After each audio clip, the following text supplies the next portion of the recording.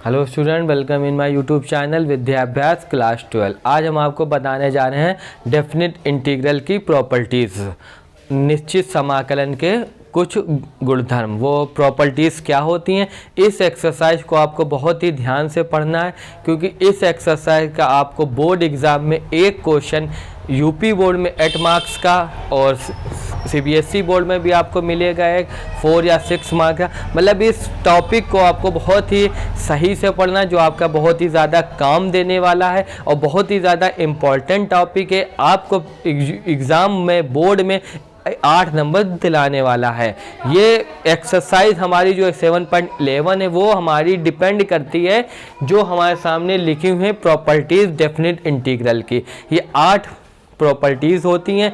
इन properties को हम आपको बताएंगे कि कौन कौन सी 8 प्रॉपर्टीज़ होती हैं, और फिर ये भी बताएंगे आपको कि कौन सी प्रॉपर्टीज़ कहाँ पर यूज़ करनी है। क्योंकि हम लोग अगर प्रॉपर्टी पढ़ लें और हमको पता ही ना हो कि कौन सी कहाँ पर यूज़ होगी, तो पढ़े हमारे कोई फ़ायदा ही नहीं होगा।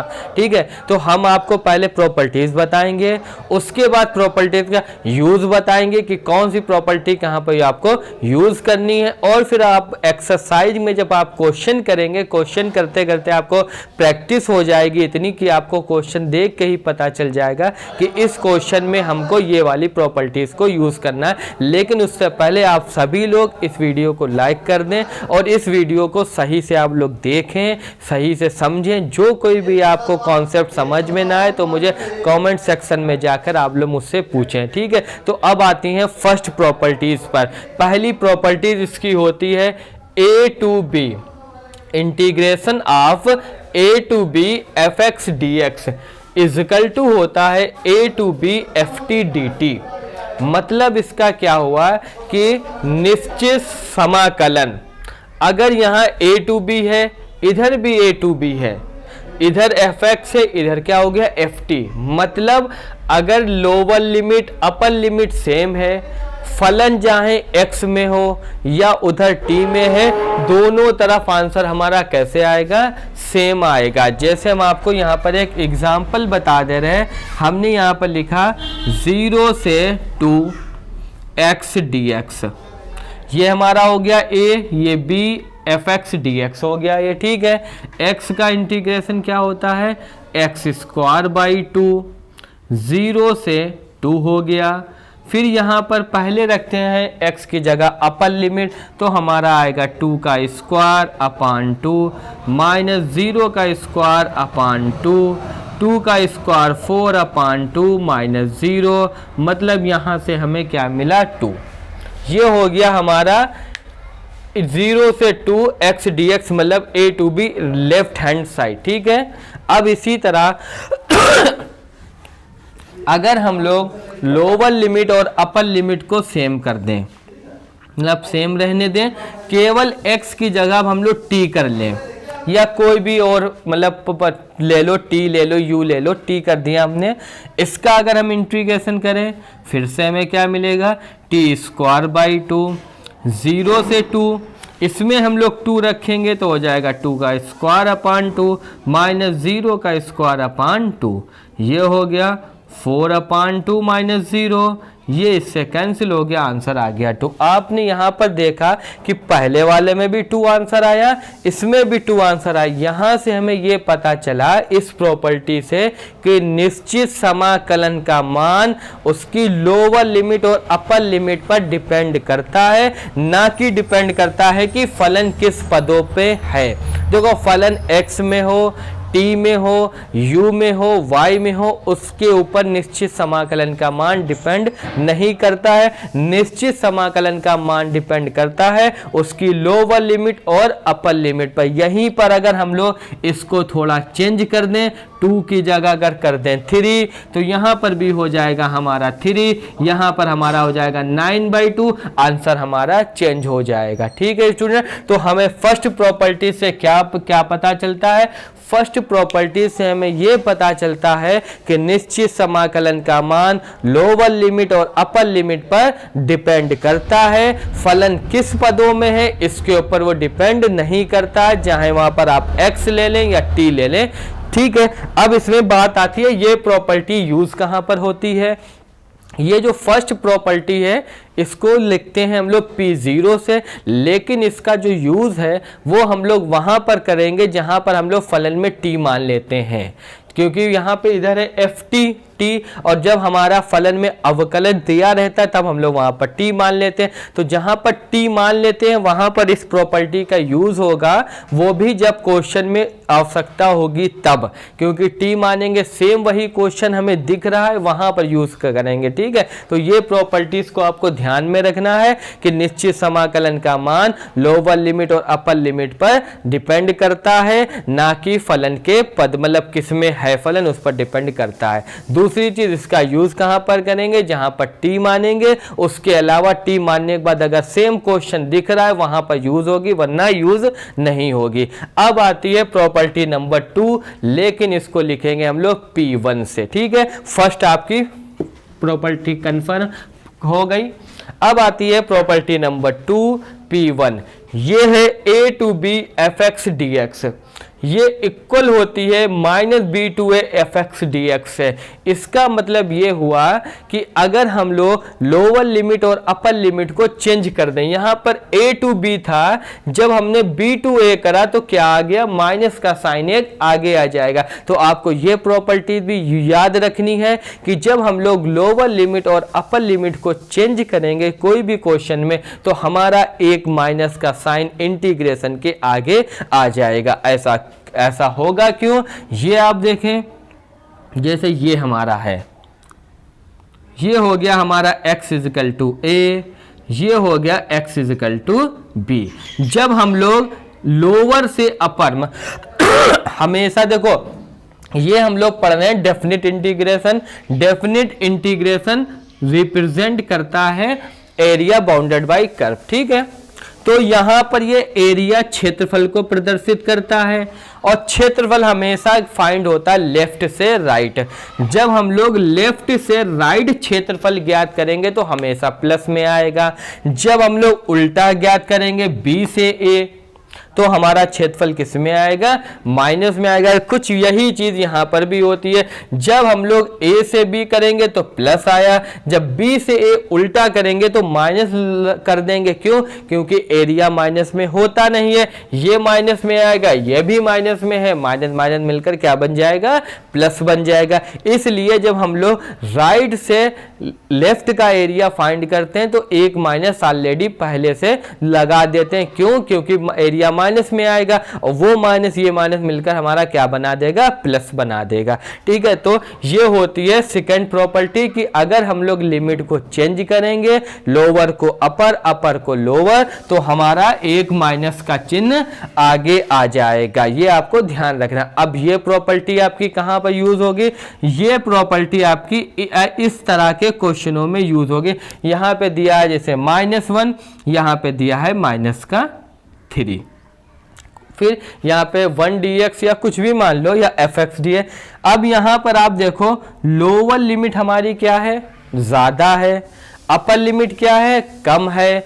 तो हम लोग यहाँ पर क्या करेंगे, अगर इस लिमिट को हम लोग चेंज करें, -3 से -1 करेंगे, मतलब लोअर को अपर में बदल लिया, अपर को लोअर में, तो हमारा एक माइनस का साइन आगे आ जाएगा। आप इसका कोई भी एक एग्जाम्पल लेकर सॉल्व कर सकते हैं, आप देखेंगे दोनों ही पार्ट्स में आंसर सेम आएगा।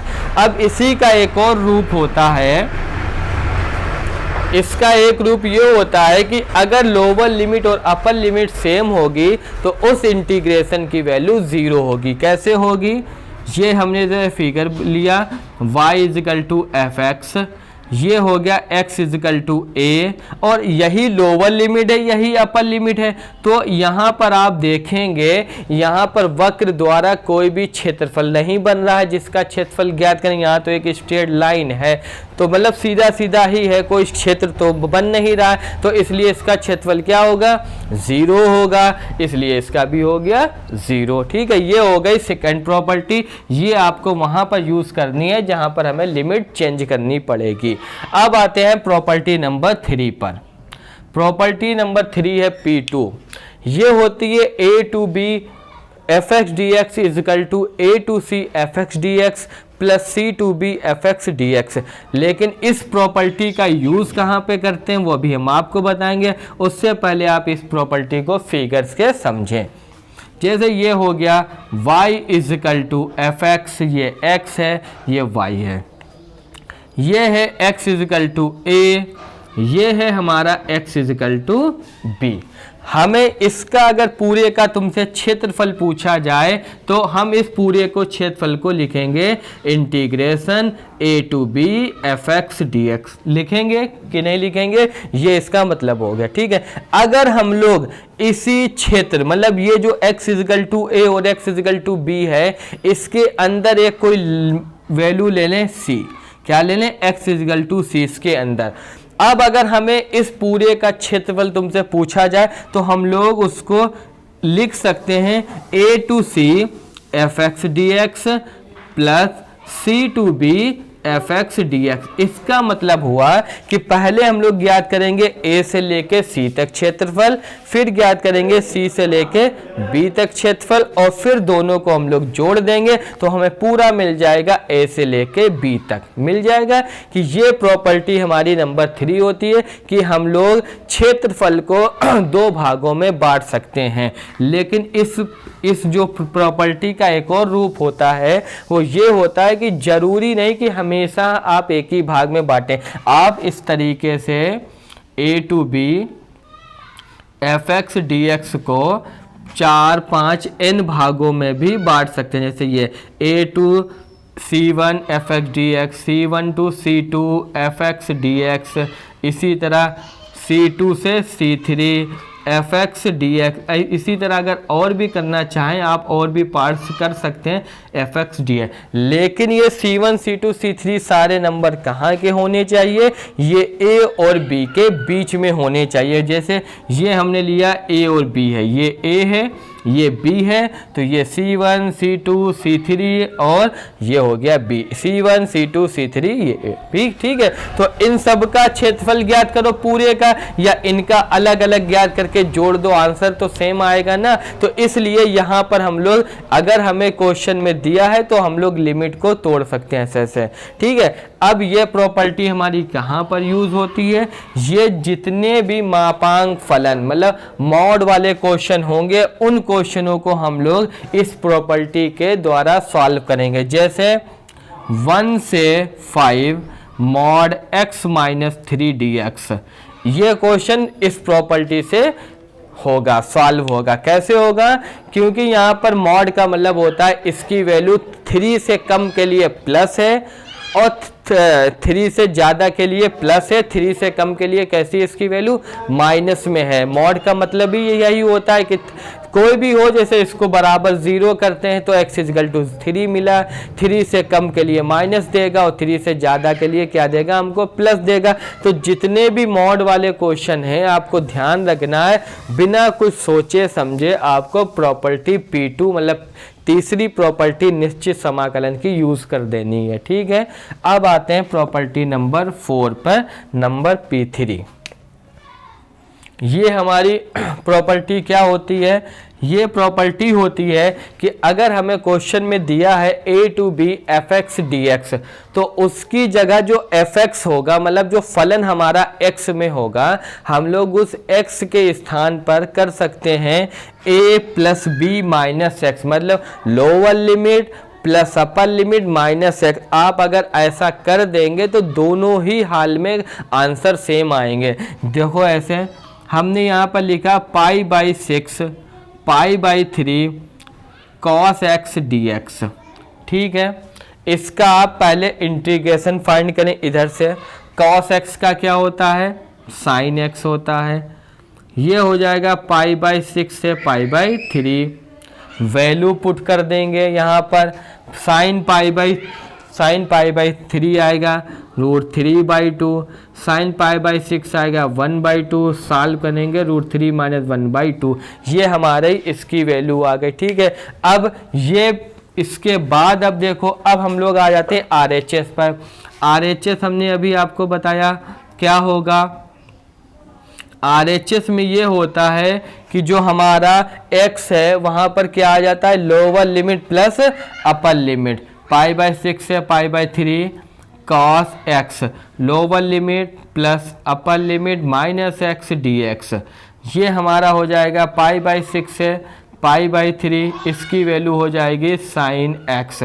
साइन x कैसे हो जाएगी, साइन 30 cos 60 प्लस 30 होता है 90 cos 90 minus theta sine theta, और साइन की वैल्यू होती है माइनस का इंटीग्रेशन cos x π/6 से π/3, यहाँ पर वैल्यू पुट करेंगे तो हो जाएगा 1/2 माइनस का √3/2, माइनस से अंदर मल्टीप्लाई तो √3/2 माइनस 1/2, एलसीएम लेंगे तो √3 माइनस 1/2, सेम आंसर वही वाला आया। तो ये प्रॉपर्टी से हमें क्या पता चला कि अगर कोई फलन है, ठीक है, उसमें अगर हम लोग x के स्थान पर upper limit plus lower limit minus x कर दें तो इंटीग्रेशन के मान पर वैल्यू पर कोई प्रभाव नहीं पड़ता, मतलब कोई बदलाव नहीं होता है, सेम आंसर आ गया। ये क्वेश्चन हम लोग कहाँ पर, ये प्रॉपर्टीज़ को कहाँ पर यूज़ करेंगे, बहुत सारे क्वेश्चन हमारे पास ऐसे आएंगे जिनका इंटीग्रेशन डायरेक्ट करना हमारे लिए टफ होगा,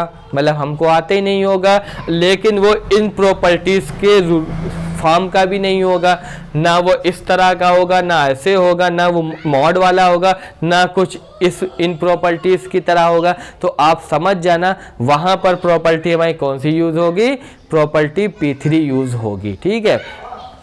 अब आते हैं P4 पर, जो सबसे ज़्यादा हमारी क्वेश्चनों में यूज़ होने वाली है, सबसे इम्पॉर्टेंट प्रॉपर्टी है। ये भी प्रॉपर्टी P3 का ही एक रूप है।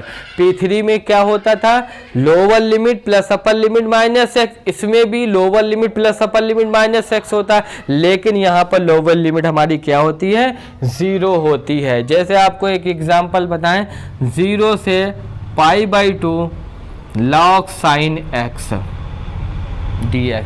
अब हमें इस फलन का इंटीग्रेशन फाइंड करना है, तो आपको इस फलन का इंटीग्रेशन पता है, नहीं पता है आपको, ठीक है, क्योंकि लॉग का अगर करो तो 1 करके करना पड़ता है, इंटीग्रेशन बाय पार्ट्स है। लेकिन यहाँ पर आप देखें तो 0 से π/2 कुछ इस तरह की मिल रही है, 0 से a है कि नहीं। तो अब यहाँ पर हमारा क्वेश्चन सॉल्व नहीं हो पा रहा था, लेकिन यही अगर हम क्वेश्चन में प्रॉपर्टी P4 का यूज़ करें, मतलब जहाँ पर x है वहाँ पर क्या कर दें, a माइनस एक्स, एक्स मतलब अपर, a मतलब अपर लिमिट हो गया, फिर क्या हो जाएगा 0 से π/2 log sine π/2 minus X cos है। अब दोनों को सॉल्व करेंगे, क्वेश्चन सॉल्व हो जाएगा, ठीक है। तो ये प्रॉपर्टीज़ हमें वहाँ पर यूज़ करनी है, देखने में भी इस रूप की होगी, नीचे 0 होगा, ऊपर कोई ना कोई लिमिट होगी, a होगा, 1 होगा, π/2 होगा, इसी तरह कुछ भी हो सकता है, और वो क्वेश्चन सॉल्व नहीं हो पा रहा होगा। वहाँ पर इस प्रॉपर्टीज का यूज करेंगे, प्रॉपर्टी यूज होने के बाद में देखो प्रॉपर्टी यूज होगी तो कोई सवाल पे कोई फर्क भी नहीं पड़ेगा और हमारा क्वेश्चन भी हो जाएगा सॉल्व। तो आपको याद रखना ये प्रॉपर्टीज कहाँ पर यूज करनी है, जहाँ पर हमारा इंटीग्रेशन डायरेक्ट नहीं हो पा रहा होगा, नीचे लिमिट 0 होगी, ऊपर a होगी, a की जगह कोई भी कुछ भी हो सकता है, एंगल भी हो सकते हैं, मतलब π/6 π/4 कुछ भी, और 1 2 3 कोई नंबर भी हो सकते हैं। वहां पर इस प्रॉपर्टी का यूज करेंगे और हमारा क्वेश्चन सॉल्व हो जाएगा। अब आते हैं अगली जो इसकी होती है प्रॉपर्टी P5, 0 से 2a fx dx। अगर इस टाइप का हमें कोई भी क्वेश्चन मिलता है तो उसमें इस प्रॉपर्टी का यूज करेंगे। ये होती है 0 से a fx dx प्लस 0 से a f2a minus x। For example 0 से 2π cos x dx। आपको ये क्वेश्चन और ये क्वेश्चन देखो और ये प्रॉपर्टी देखो, सेम इसी तरह की दिख रही होगी, 0 से 2π fx dx, है कि नहीं। अब इस प्रॉपर्टीज में हम लोग इसकी वैल्यू फाइंड करें या हम लोग वैल्यू फाइंड कर लें 0 से π cos x dx प्लस 0 से π f 2π माइनस x मतलब cos 2 pi minus x d x. इसकी वैल्यू फाइंड करें, फिर इसकी वैल्यू फाइंड करें, दोनों को ऐड कर दें, इतना ही आंसर आएगा। तो ये प्रॉपर्टी आपको देख के भी पता चल जाएगी कि ये वाली प्रॉपर्टी किन क्वेश्चनों में यूज करना है, क्योंकि इसकी लिमिट ही कुछ अलग तरह की होगी 0 से 2a। ये हमारी क्वेश्चन में कम यूज होगी। अब आते हैं प्रॉपर्टी नंबर P6 और P7 पर। तो P6 जो हमारी प्रॉपर्टी है वो है 0 से 2a, लगभग कुछ इसी तरह है। इसमें यहाँ पर 2a ही होना चाहिए, वहां पर हमारा a भी हो सकता है। जब यहाँ पर a होगा तो यहाँ a/2 हो जाएगा, मतलब यहाँ पर लिमिट आधी हो जाएगी। ठीक है, यहाँ पर a भी हो सकता है, यहाँ पर a होगा तो यहाँ a/2 हो जाएगा, मतलब लिमिट आधी हो जाती है। तो ये वाली प्रॉपर्टी जो है सेम उसी से मिलती हुई है। जैसे ये है क्वेश्चन, यहाँ पर हम लोग लिखते हैं cos की पावर 5x dx। ठीक है, लेकिन इस प्रॉपर्टी को यूज करने से पहले आपको थोड़ा ध्यान देना होगा।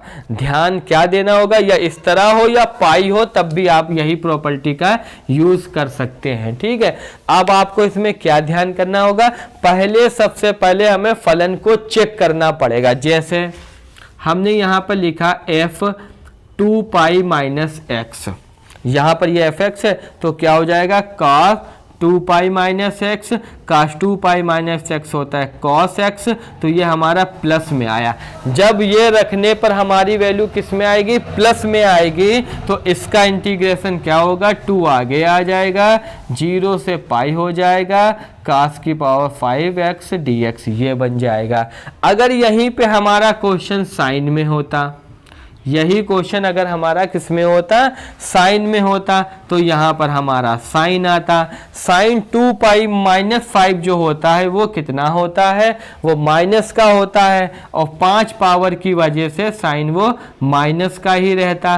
तो यहाँ पर माइनस आ जाता हमारा बाहर। जब ये माइनस आ जाता तो इसका इंटीग्रेशन डायरेक्ट क्या लिख देते हैं हम लोग, 0 लिख देते। तो इस प्रॉपर्टी को यूज करने से पहले आपको ध्यान में रखना है कि हमको पहले फलन चेक करना है, हमेशा 2 पाई से नहीं, जो भी अपर लिमिट होगी।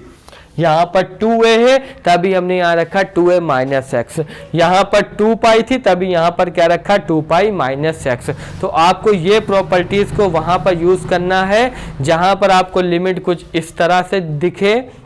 और ये वाली प्रॉपर्टी होती क्या है, सबसे पहले आप इसमें फलन को चेक करेंगे, 2a माइनस एक्स रखिए, अगर आपकी वैल्यू प्लस में आएगी तो 2 आगे आ जाएगा, यहाँ से एक 2 हट जाएगा, मतलब 2 पाई था तो वो वाला समझो 2 आगे आ गया। ठीक है, इसी तरह यहाँ पर अगर a होगा तो यहाँ पर a/2 हो जाएगा, मतलब लिमिट आधी हो जाएगी।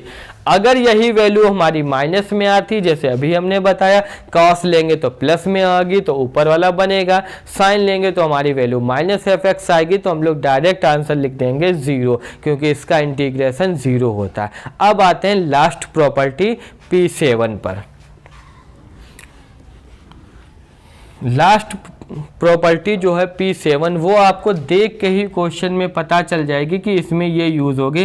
जैसे -1 to 1 x 1 माइनस एक्स की पावर n dx, ये देखिए, मतलब इस तरह के कोई भी क्वेश्चंस हों, कोई भी हो, जैसे ये हो गया, या हम आपको बताएं -π/2 से π/2 साइन एक्स डी एक्स, मतलब इस तरह के कोई भी क्वेश्चन हो, ऊपर नीचे लिमिट सेम हो, केवल माइनस का ही फर्क हो, तो समझ जाना वहाँ पर प्रॉपर्टी P7 का यूज होगा, क्योंकि P7 प्रॉपर्टी होती है -a to a, मतलब -2 से +2 या -π/2 से +π/2, मतलब कोई भी लिमिट हो, जरूरी नहीं हमेशा पाई हो या 2 हो, कोई भी नंबर हो, लिमिट हो, पाई में हो, बस ऊपर नीचे सेम हो, नीचे माइनस हो, जैसे -1 to +1, -π/4 से +π/4, इस तरह का अगर कोई भी है तो उसको भी हम लोग पहले चेक करेंगे कि वो फलन जो अंदर दिया है समाकल,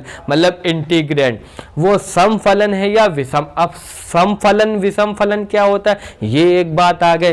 देखो सम फलन क्या होता है कि अगर फलन में -x रखने पर हमें प्लस का x मिलेगा, तो हम लोग क्या कहेंगे, फलन कैसा है, समफलन है। अगर माइनस एक्स रखने पर माइनस बाहर मिल जाएगा तो हम लोग क्या कहेंगे, फलन कैसा है, विषम है। अब आपको एक हम एग्जाम्पल बता रहे हैं, जैसे -π/2 से π/2 साइन की पावर 7x dx। आपने देखा ये क्वेश्चन है, इसको पूछा गया आपके एग्जाम में, जैसे फॉर एग्जांपल इसका हल कीजिए। आपको यहाँ पे ज़्यादा फार्मूला नहीं यूज़ करना है कि इसको तोड़ें क्या करें, नहीं, लिमिट यहाँ पर आपने देखी, आपने लिमिट देख के फौरन बता दिया कि इसमें P7 का ये फॉर्म है कि नहीं, P7 का रूप है, आपने फौरन पहचान लिया P7 है। P7 का अगर है तो हमें क्या करना पड़ता है, पहले फलन को चेक करना पड़ता है कि वो फलन सम है कि विषम। कैसे चेक करेंगे, यहाँ fx बराबर क्या है, साइन की पावर 7x। कैसे चेक करेंगे, x की जगह -x रखेंगे।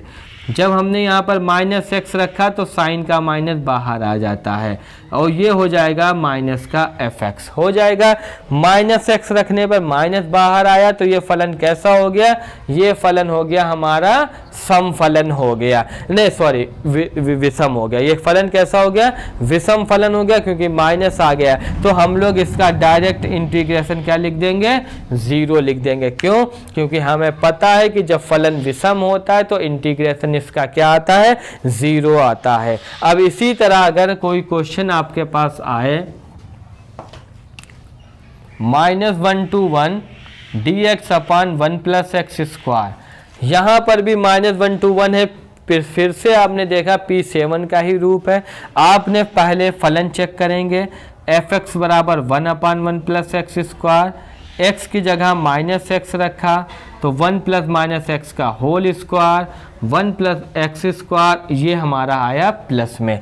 माइनस रखा लेकिन फलन कैसा आया, प्लस में, तो ये फलन कैसा हो गया, ये हो गया समफलन। समफलन के लिए क्या होता है, 2 आगे आ जाएगा, यहाँ 0, ये 1 dx/1 + x² होता है, नीचे 0 ऊपर 2। ये निश्चित समाकलन की 8 प्रॉपर्टीज़ होती हैं, आपको ध्यान रखना है। आप लोग इसे एक बार फिर से नोटबुक पर उतार लें, उतारने के बाद इन्हें याद कर लें, इन्हें समझ लें और कौन सी प्रॉपर्टी कहाँ पर यूज़ होगी उसका बहुत ध्यान रखें, क्योंकि हम जो अगली एक्सरसाइज पढ़ाने वाले हैं आपको इन्हीं प्रॉपर्टीज़ पर डिपेंड करेगी। और जब आपको प्रॉपर्टीज़ आएंगी, आपको उनका यूज़ बता दिया कहाँ पर करना, ये सब आएगा तो आपको क्वेश्चन में समझने में आसानी रहेगी, जो आपके यूपी बोर्ड में 8 मार्क्स का क्वेश्चन आना ही आना है। Thank you.